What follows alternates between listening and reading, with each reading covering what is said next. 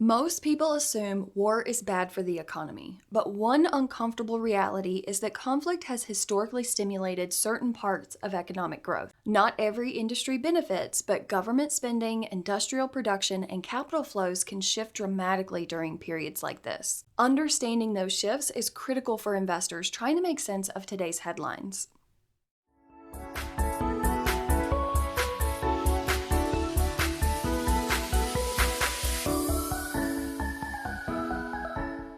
Welcome back to Pointe Perspective, where each week we step inside the analytical process behind financial decision making to understand how professional investors evaluate economic events and position portfolios strategically through them. I'm Christiana Lovelace. I'm a licensed financial advisor and accredited asset management specialist, and I own Diamond Point Financial. This week, we're looking at a topic that continues to be on a lot of people's minds lately: conflict, markets, and the economy, and how they all intersect. First, we'll talk about the concept economists call a war economy, and how periods of military conflict have historically coincided with increases in government spending and industrial production. Second, we'll look at how capital moves during these periods and why sectors like energy, defense, and manufacturing sometimes see stronger demand while other areas of the market temporarily pull back. And third, since March is our protection planning month, we'll shift the discussion to the personal side of financial strategy and talk about disability insurance and long-term care planning, and how to evaluate whether those risks exist within your own financial plan. So let's start by looking at how conflict has historically interacted with economic growth.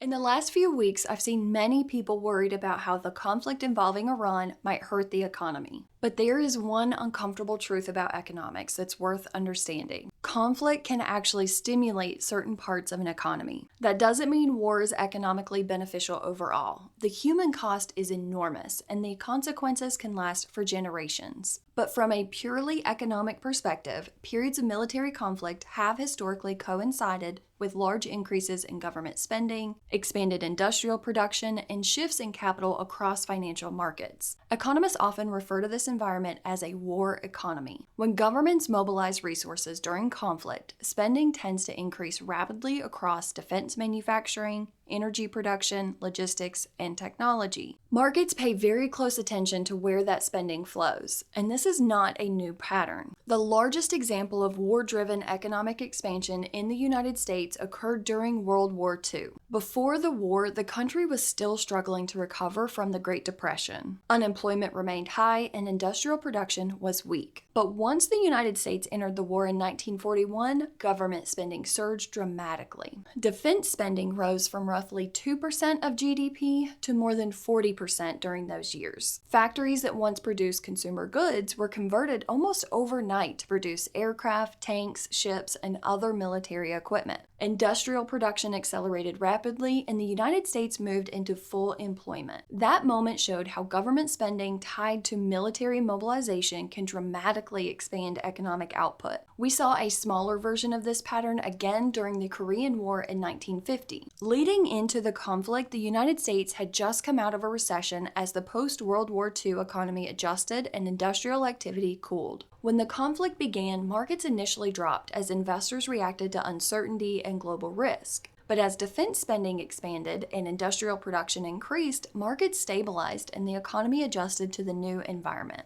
A more modern example occurred after the September 11 attacks. By the time the attacks occurred, the U.S. economy was already under pressure from the collapse of the dot-com bubble, and we had slipped into recession earlier that year. When markets reopened following the attacks, the S&P 500 fell sharply as investors processed the uncertainty. But over the following years, the United States dramatically increased defense and homeland security spending, particularly after the Iraq War began in 2003. One important thing to understand about war economies is that they do not stimulate every part of the economy equally. They tend to concentrate spending in specific industries: defense contractors, energy companies, industrial manufacturing, cybersecurity, and technology. When investors believe government spending will increase in these areas, capital often flows towards those sectors of the market. During periods like this, clients sometimes ask, should we be buying into these defense stocks or energy companies right now?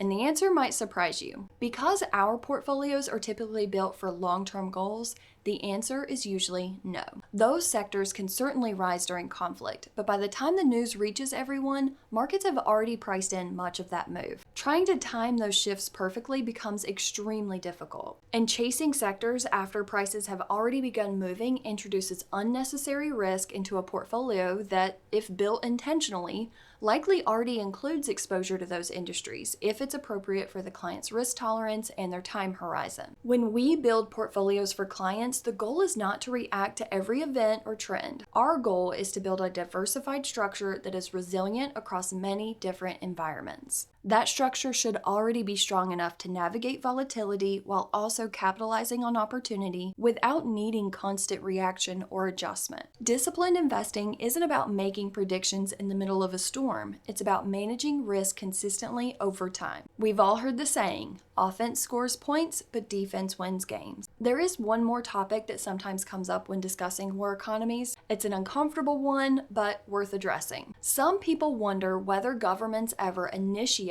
or allow conflict in order to stimulate the economy. That is a serious claim, and it's not something that can be proven in a simple or definitive way. Foreign policy decisions involve national security, global alliances, and complex geopolitical strategy. However, economists and historians do acknowledge that throughout history, periods of military conflict have often coincided with large increases in government spending. And sometimes those events might occur during periods when the economy was slowing. That does not mean the conflict itself is driven by economic motives, but it does mean that once conflict begins, the economic effects of government spending can become significant. So how are things looking now? Bringing this back to where we are today, the broader economic environment is already beginning to shift. Recent GDP data showed very modest growth. After revision, February posted about 0.7% growth, and that's before the conflict with Iran. That tells us the economy is slowing compared to the expansion we experienced over the past several years. And as we've continued to discuss, that means the parts of the economy are beginning to normalize or contract. But even during slower economic periods, we should not expect markets to move uniformly. Some industries will struggle, while others will continue to grow, innovation will continue, and businesses adapt. Areas to watch will be the new opportunities that often begin forming before the broader economy fully stabilizes. This is why professional investors focus on long-term positioning rather than reacting to every short-term news shock. Economic cycles always contain both risk and opportunity at the same time. Understanding where those shifts may occur is what allows disciplined investors to remain patient and strategic as they move intentionally. As we continue our discussion on protection planning this month, we're going to talk about two types of insurance that often get overlooked in financial plans: disability and long-term care. Now, before we go any further, it's important to be clear. Just because we are discussing these types of insurance does not mean that everyone needs these types of coverage. Insurance planning is not about buying every product available. It's about evaluating the specific risks that exist within your own financial situation and then building a strategy to mitigate those risks. Every household has a different structure, a different income source, and a different long-term need. So the real question becomes, what financial risks exist in your life that could disrupt the plan you've built? Let's start with disability insurance. For many people, their greatest financial asset isn't their home or their investment portfolio. It is their ability to earn an income. Disability insurance is designed to replace a portion of that income if an illness or injury prevents someone from working for an extended period of time. Whether this type of protection is appropriate often depends on two things: the nature of someone's work and their personal financial situation. For example, if your income depends heavily on manual labor or physical ability, the financial risk of losing that income may be significantly higher. Construction workers, medical professionals, tradespeople, or anyone whose work relies heavily on physical capability may want to evaluate this carefully. At the same time, it's important to understand that many disability claims today are caused by illness rather than accidents, which means this type of risk can affect a wide range of professionals. Disability coverage is often evaluated more closely in situations like a household that relies heavily on a primary income earner, self-employed individuals who do not have employer-provided benefits, professionals with specialized skills whose income depends on performing specific duties, or households without sufficient savings to replace income for an extended period of time. Again, we don't assume that everyone needs the same type of coverage, just that everyone needs to evaluate the financial risk associated with losing your income. Now, let's talk about long-term care insurance. Long-term care planning addresses a different type of financial risk. It focuses on the possibility that someone may eventually need assistance with daily living activities later in life. That can include in-home care, assisted living, or skilled nursing. And those services can be expensive depending on the level of care required and the length of time someone needs it. But again, whether long-term care insurance is appropriate depends heavily on someone's personal situation. Long-term care planning is rarely a one-size-fits-all decision. Every situation requires thoughtful evaluation. Generally speaking, people tend to prepare for long-term care in one of two ways. Some choose a traditional long-term care policy, which after a waiting period may provide a daily or monthly benefit to help cover the care services if the insured person qualifies. Others may consider hybrid policies, where life insurance includes a rider that allows part of the death benefit to be accessed earlier in certain long-term care needs arise. Clients often ask whether long-term care coverage is worth considering. Over the years, I've personally seen two similar scenarios, but with very different outcomes. I had two clients who years ago both purchased similar long-term care policies at roughly the same age. One client eventually needed significant care later in life. The policy covered a large portion of those costs,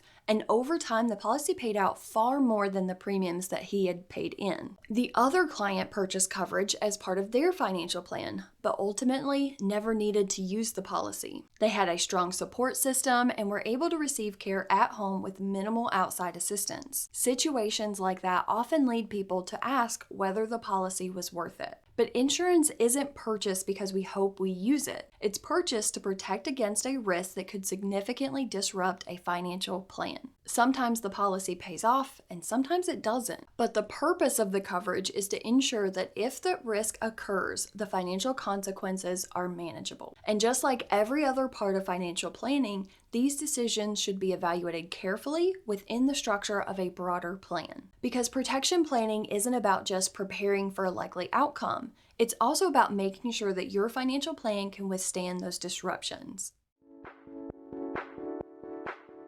Today we looked at how conflict can reshape economic activity, how capital moves across markets during periods of uncertainty, and how protection planning helps ensure your financial plan can withstand disruption. Headlines can change quickly, and a disciplined financial strategy is built to navigate environments like this. If you found this discussion helpful, make sure to subscribe to the channel so you don't miss future episodes of Pointe Perspective, where we continue breaking down the economy, the markets, and the analytical thinking behind strategic financial planning. Next week, we'll continue our discussion on the latest market and economic developments, and we'll also cover an important and often misunderstood part of financial planning. That is annuities. What's true, what's not, and how these tools can sometimes be misused. As always, if you have questions about your own financial situation, you can reach out using the contact information below. I hope this added some useful perspective. Until next week, take care.